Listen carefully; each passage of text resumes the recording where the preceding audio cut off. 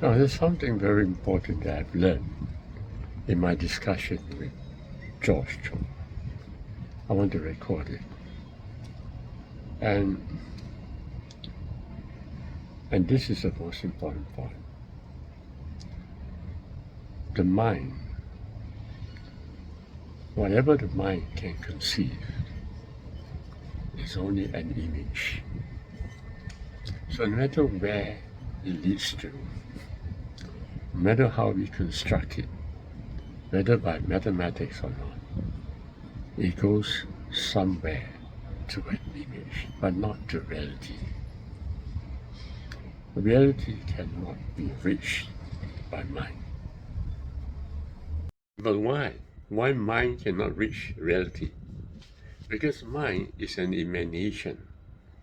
It's a space-time that emanates from the unisource.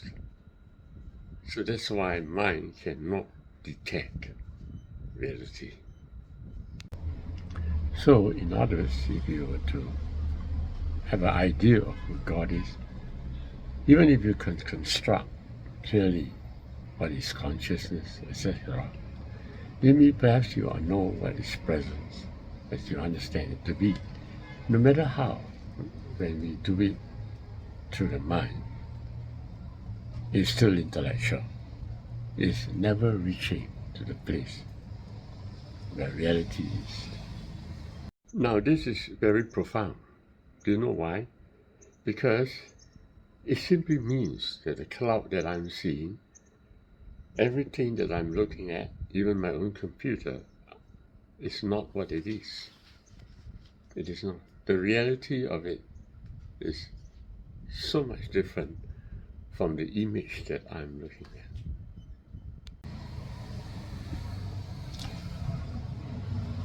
Reality is only a word I use. One presence is a word I use. Consciousness, life, soul is the other words that I use. I, in my present intellectual mind, do not know. But what knows then? What knows? Whatever that knows the truth cannot be articulated by my mind. So how do I say? Very funny. Whatever I know, whatever I am is, whatever presence is, cannot be articulated in the mind. Because if it is done through the mind, it's only an image of reality, but not reality itself. Now, this is awesome implication.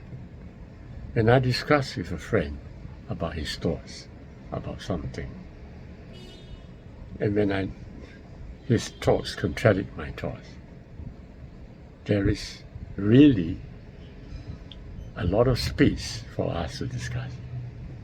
Whatever we discuss, it is really of no value actually, because whatever I'm thinking that I'm describing with my mind, I really don't know.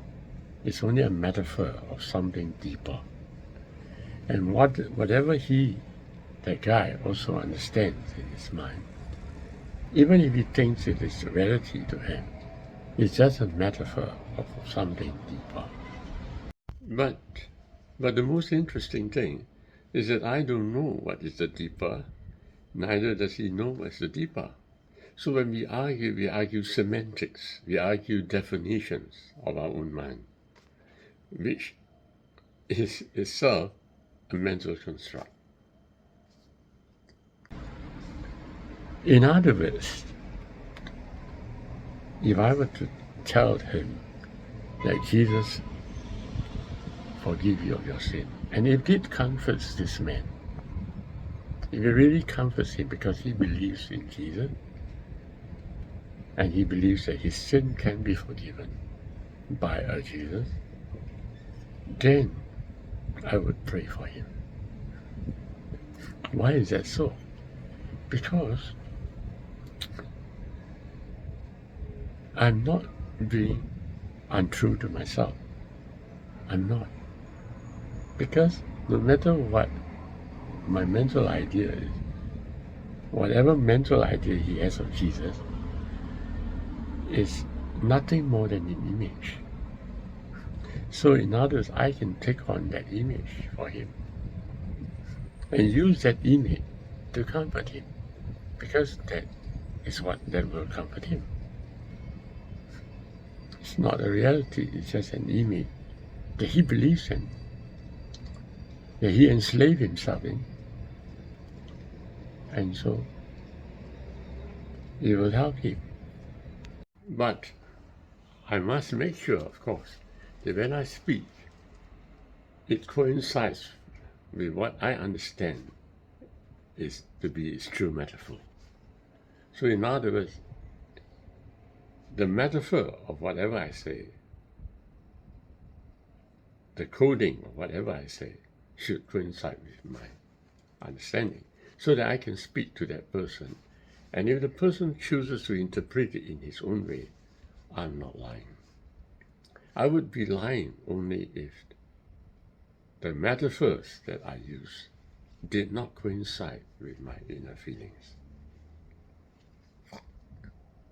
And very funny is that whatever words that I use to construct my thoughts, he will have a definition for those words. And those definitions for those words are for his own image. And so, what does it mean? It is for his own image, and it's good for him in this part of his journey. So that's why I don't have to burden myself by using the word God. Because I don't know who God is, neither does he know who God is. But when I talk to him about God, whatever he constructs God to me, that is his level of understanding to decode what is reality. And whatever I understand God means, that is my level of metaphorical meaning to decode the reality.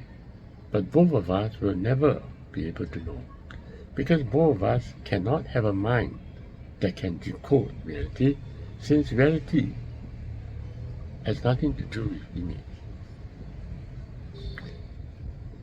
All the thoughts that I have is just emanation from the soul. It's a space-time construct of a unit space. That space-time construct can go near but never will be there. So in other words, when I have a convincing mental idea, which I coded it in my own metaphor, I should not be so strong-willed as to say that that guy must follow my mental idea and with my metaphors, because the person will construct his own metaphor, and my metaphor has very different meaning because of the soul, and my soul's direction could well be so different from him that when he uses his word, he has got a metaphor which goes into a different direction from mine. Not that his soul is different from me, but rather the direction of our journey is very different indeed. So to push my idea, that's the point, to push my idea to another person, the specific mental idea, is stupid.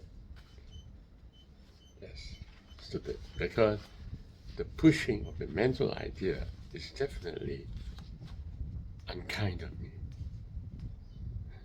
I should just simply say and allow the other party to decode whatever he wants to decode. And if it helps him, well and good. Yeah, that's right. I should not be afraid to say, because that mental idea which I present may work out well for him. But to say that he must believe in my mental structures is stupid, because the coding in which my soul codes it, even I don't know. But it works for me because my soul finds meaning in it in my current journey. So I can use that mental structure to help me in my travel. to the deeper soul. But it doesn't mean that that mental structure is correct for him. That's the point I'm trying to emphasize. It's no use to force another person to believe in my mental structure. A long time ago, I see 3 men coming towards me, giving me the signal, a secret. Whatever I conceived at that time was just an image. There was also the breath blowing. I know the breath. But what do I know further than this? But then as the years go by, I understand a deeper knowledge. But whatever I'm constructing right now in mental intellect is as far as it can go. Right now, I was saying that I need to observe the space-time from my nameless presence.